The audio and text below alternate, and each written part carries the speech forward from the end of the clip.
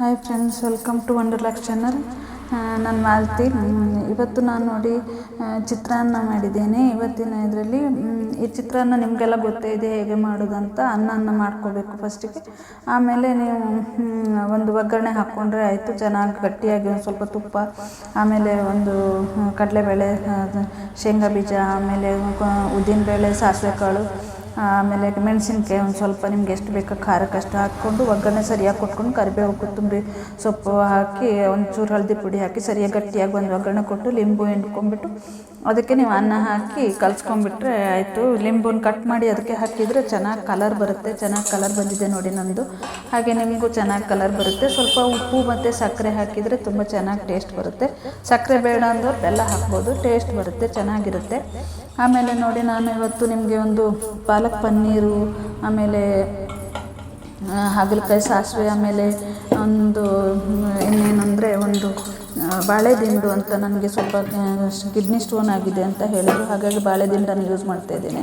ಬಾಳೆದಿಂಡನ್ನು ಒಂದು ಸ್ವಲ್ಪ ಕಟ್ ಮಾಡಿಬಿಟ್ಟು ಜ್ಯೂಸ್ ಮಾಡಿ ಕುಡಿದೆ. ಸ್ವಲ್ಪವನ್ನು ಪಲ್ಯ ಮಾಡ್ಕೊಂಡು ತಿನ್ನೋಣ ಅಂದ್ಕೊಂಡು ಮಾಡ್ತಾಯಿದ್ದೀನಿ. ಆಮೇಲೆ ಸ್ವಲ್ಪ ಕ್ಯಾರೆಟು, ಆಮೇಲೆ ಏನು ಇದು ಟೊಮೆಟೊ ಎಲ್ಲ ಹಾಕಿ ಸಾಂಬಾರು ಮಾಡೋಣ ಅಂತ ಬೇಳೆ ಹಾಕಿ ಸ್ಟಾರ್ಟ್ ಮಾಡ್ತಾಯಿದ್ದೇನೆ ನೋಡಿ. ಇವತ್ತು ಕ್ಯಾರೆಟ್ ತೊಗೊಂಡಿದ್ದೇನೆ, ಸ್ವಲ್ಪ ಪಾಲಕ್ ಸೊಪ್ಪು ತೊಗೊಂಡಿದ್ದೇನೆ, ಸ್ವಲ್ಪ ಇದು ಏನು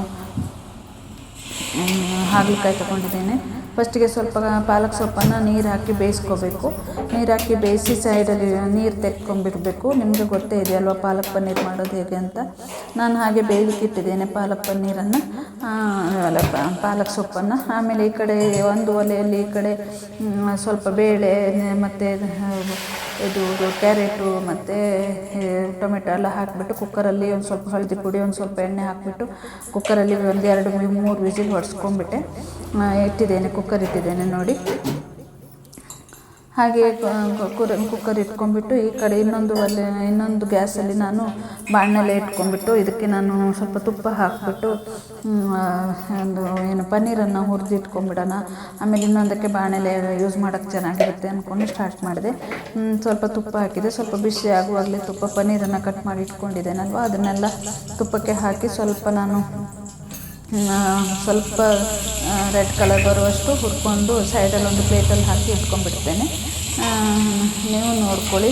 ನೀವು ಸ್ವಲ್ಪ ಇದೇ ಥರ ಮಾಡಿ ಇಟ್ಕೊಂಡು ನಮಗೆ ಈಸಿ ಆಗುತ್ತೆ ಅಲ್ವಾ. ಒಂದು ಸಲ ಎಲ್ಲ ರೆಡಿ ಮಾಡಿ ಇಟ್ಕೊಂಡ್ಬಿಟ್ರೆ ಸ್ವಲ್ಪ ಈಸಿಯಾಗಿರುತ್ತೆ. ಹಾಗೆ ಇದನ್ನು ಸ್ವಲ್ಪ ರೆಡ್ ಕಲರ್ ಬರೋ ಥರ ಸ್ವಲ್ಪ ನಿಧಾನವಾಗಿ ಹುರಿಬೇಕಿದು.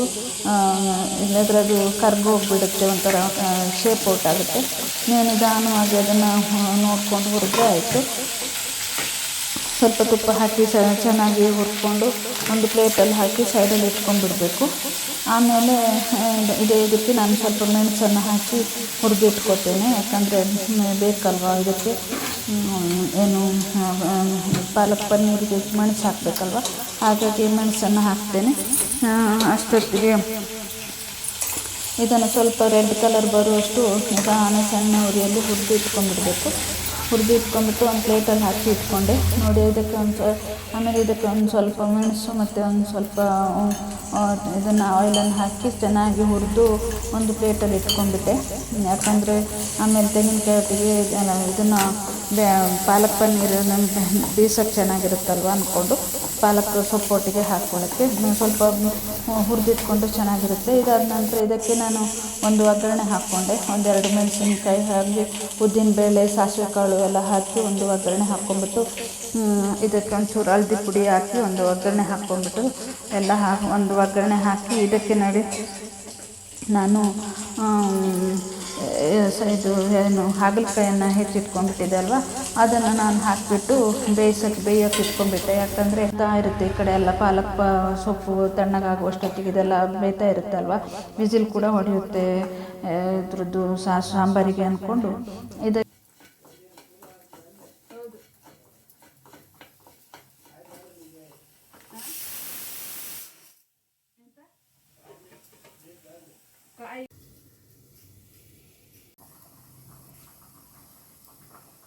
ಅಲ್ಲಿ ಚೆನ್ನಾಗಿ ಬೇಯುತ್ತೆ. ಇದು ಚೆನ್ನಾಗಿ ಬೇಯೋ ತನಕ ಹಾಗೆ ಬಿಟ್ಬಿಡ್ಬೇಕು. ಇದನ್ನು ಇಷ್ಟ ಆಗುವಷ್ಟೊತ್ತಿಗೆ ನೋಡಿ ಬಾಳೆದಿಂಡನ ನಾನು ಹೆಚ್ಚಿಟ್ಕೊಂಡಿದ್ದೆ, ಅದನ್ನು ಸಹ ಬೇಯಲಿಕ್ಕೆ ಇಡ್ತೇನೆ ಇನ್ನೊಂದು ಒಲೆಯ ಮೇಲೆ. ನನಗೆ 4 ಒಲೆ ಇದೆ, ನಿಮ್ಗೆ ಚೆನ್ನಾಗಿರುತ್ತೆ. ಅಷ್ಟೊತ್ತಿಗೆ ನೋಡಿ ಇದು ಬೆಂದಿರುತ್ತೆ, ನೋಡಿ ಹಾಗಲಕಾಯಿ ಬೆಂದಿರುತ್ತೆ. ಅದಕ್ಕೆ ನಾನು ಸ್ವಲ್ಪ ತೆಂಗಿನಕಾಯನ್ನು ಬೀಸಿಬಿಟ್ಟು ಹಾಕ್ತೇನೆ, ಸ್ವಲ್ಪ ಉಪ್ಪು ಹಾಕ್ತೇನೆ, ಸ್ವಲ್ಪ ಮಜ್ಜಿಗೆಯನ್ನು ಹಾಕ್ತೇನೆ. ಆಯಿತು, ಚೆನ್ನಾಗಿರುತ್ತೆ, ಇದು ಟೇಸ್ಟಿಯಾಗಿರುತ್ತೆ. ನೀವು ಸಹ ಯಾಕಂದರೆ ನಾವು ಮೆಣಸನ್ನು ಹಾಕಿ ಮೊದಲೇ ಒಗ್ಗರಣೆ ಕೊಟ್ಟಿದ್ದರಿಂದ ಇದಕ್ಕೆ ಬೇರೆ ಏನು ಬೇಕಂತಿಲ್ಲ, ಒಗ್ಗರಣೆ ಕೊಟ್ಕೊಂಡೇ ಬೇಯಿಸಿರ್ತೇವಲ್ವ. ಸ್ವಲ್ಪ ಉಪ್ಪು ಮತ್ತು ತೆಂಗಿನಕಾಯಿ ನುಣ್ಣಗೆ ಬೀಸಿ ಹಾಕ್ಬಿಟ್ಟು ಒಂದು ಸ್ವಲ್ಪ ಮೊಸರು ಹಾಕಿಬಿಟ್ರೆ ಆಯಿತು. ಇದು ತುಂಬ ಟೇಸ್ಟಿಯಾಗಿರುತ್ತೆ. ನೀವು ಸಹ ಒಮ್ಮೆ ಮಾಡಿ ತಿಂದು ನೋಡಿ ನನಗೆ ಕಮೆಂಟ್ ಮಾಡಿ ಹೇಗಾಗುತ್ತೆ ಅಂತ. ಚೆನ್ನಾಗಾಗುತ್ತೆ. ಹಾಗಲಕಾಯಿ ಸಾಸಿವೆ ತುಂಬ ಟೇಸ್ಟಿಯಾಗಿರುತ್ತೆ. ಈ ಶುಗರ್ ಇದ್ದವರಿಗೆಲ್ಲ ಇದು ತುಂಬ ಒಂದು ಯೂಸ್ ಆಗುತ್ತೆ ಅಂತ ಹೇಳ್ತೇನೆ.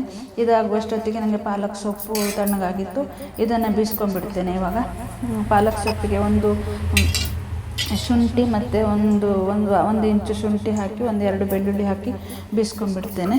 ಬೀಸ್ಕೊಂಡ್ಬಿಟ್ಟು ಇದು ತುಪ್ಪ ಹಾಕಿ ಒಂದು ಬಾಣಲೆಯಲ್ಲಿ ಒಗ್ಗರಣೆಗೆ ಇಟ್ಕೊಂಡ್ಬಿಡ್ತೇನಲ್ವ. ಇದು ತುಪ್ಪ ಹಾಕಿ ಬಾಣಲೆಗೆ ನಾವು ಒಂದು ಸ್ವಲ್ಪ ಜೀರಿಗೆ, ಆಮೇಲೆ ಒಂದೆರಡು ಇದು ಏನು ಗೋಡಂಬಿ, ಆಮೇಲೆ ಒಂದು ಚಕ್ಕೆ, ಲವಂಗ, ಏಲಕ್ಕಿ, ಆಮೇಲೆ ಏನು ಇದು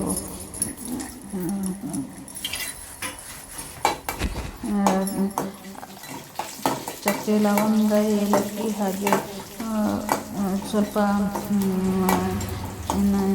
ಇದು ಅದೇನಂತರಕ್ಕೆ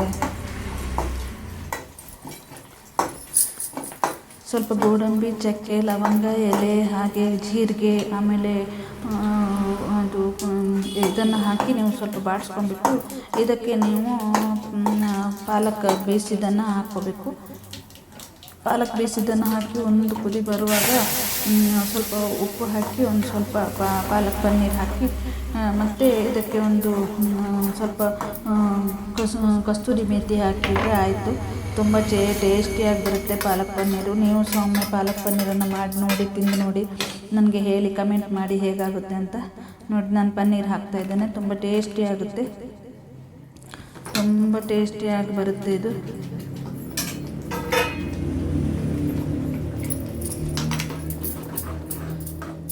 ಹಾಗೆ ನೀವು ಇದನ್ನು ಒಂದು ಸೈಡ್ ಕುದಿಸಿ ಆದಮೇಲೆ ಇದನ್ನು ಒಂದು ಸೈಡಲ್ಲಿ ಇಟ್ಕೊಂಡ್ಬಿಡಬೇಕು.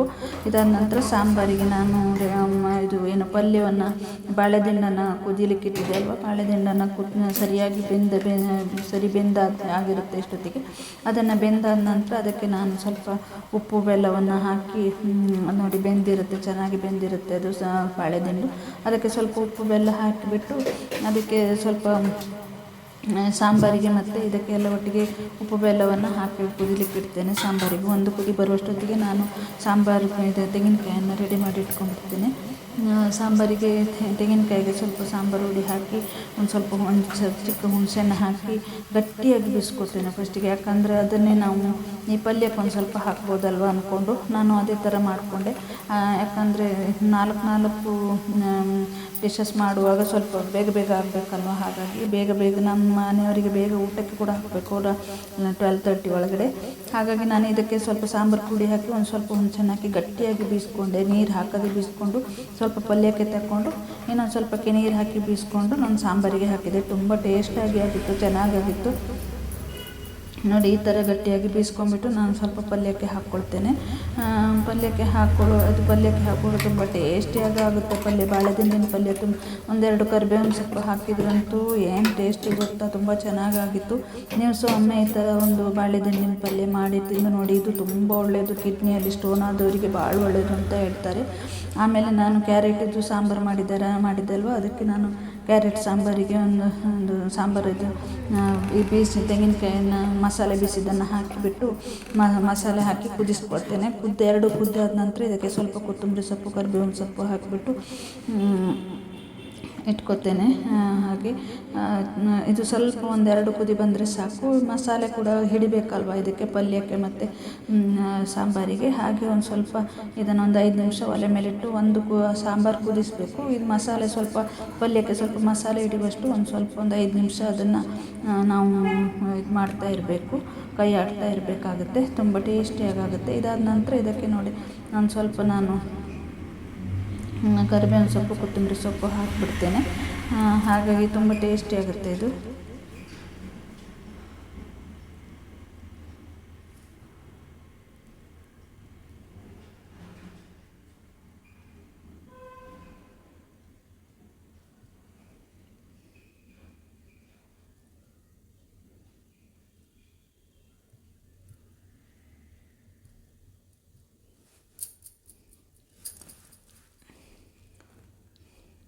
ನೋಡಿ ಒಂದೆರಡು ಸ್ವಲ್ಪ